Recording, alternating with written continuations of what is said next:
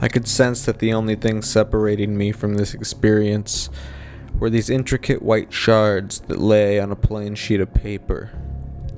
I crushed up the shards into a fine powder and proceeded to insufflate the final 150 milligrams of ketamine. I then lay in bed, headphones and blanket on. Even though heavily dissociated at this point, I could rapidly feel myself losing control of my limbs. I was starting to feel anesthetized. I started to sink into my bed very deeply. The music, the only worldly sensation, was overwhelming, starting to distort, and as I found out later, time had started to dilate. As I sunk, a state of anxiolytic confusion began to overcome me. Where was I? How did I get here? Who was I? The world as I knew it started to get jumbled up. It's sort of like when you repeat a word too many times that it starts to lose its meaning. This started happening to a lot of my perception of the world. People significant to me, my friends, my family, lost their meaning and connection to me. They sort of became their own bubble, completely disconnected from me. As that last question dawned on me about who I am, it was almost with the sort of force that I was being separated from me, my identity, or myself. I quickly lost a lot of association I had to myself. I couldn't really associate my name with myself anymore. It's definitely an extremely peculiar concept to grasp if you haven't ever experienced this fairly strong ego loss. The loss of myself was rewarding and liberating, albeit extremely confusing. I'm still rather surprised how I didn't feel any fear while the concept of myself was dissolving quite rapidly. It kind of made me take a step back and allowed me to view myself in the much bigger picture of the entire universe, I guess. It made me feel small, powerless, and insignificant, but not in a negative way at all. I kind of realized that this is how life is, and it might be better to just accept it like that. I shouldn't really be using the word I from here, because at that time the concept of I had disappeared. I'll now refer to myself as my point. And this point, I should also mention that since the start of this experience and throughout, I always felt a certain calm undertone and complete lack of anxiety, even though I would probably start to panic quite hard if I was experiencing all this normally.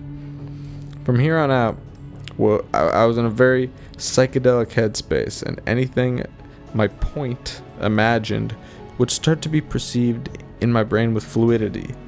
My point was in a dark plane with white tiles alternating to infinity. My point saw myself from my disconnected form, laying in my bed going through this experience. It was strange, to say the least, and my point seemed as if it could have directly been viewing me from another soul, higher up. This made my point think about death. My point thought about what would happen if I died, right there. Due to the relaxing undertone of the trip, this question was easily and openly addressed. My point was very accepting of the death and of my physical body, especially having just been separated from it, and even though my point knew that today I would not die.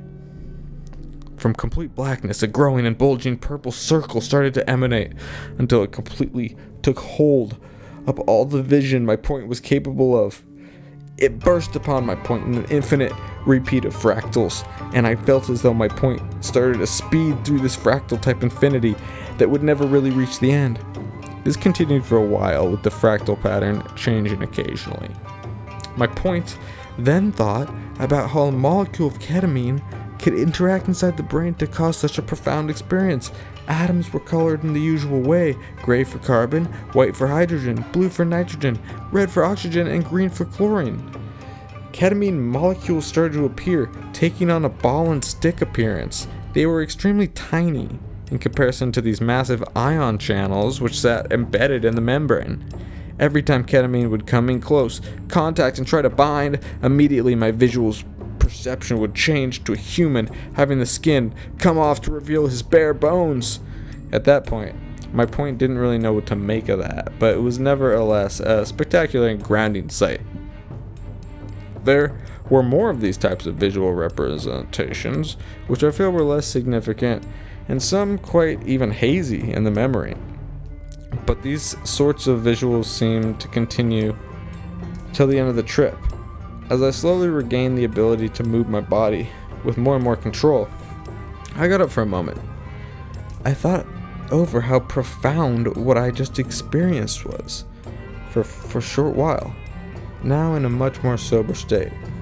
I then slept around 6 hours. The next morning, as I started to think about what really happened in that quite confusing experience, I realized that acceptance was probably the main theme of this trip. Probably driven by the very relaxing nature of ketamine, which allows one to access and address some questions we might not like to normally.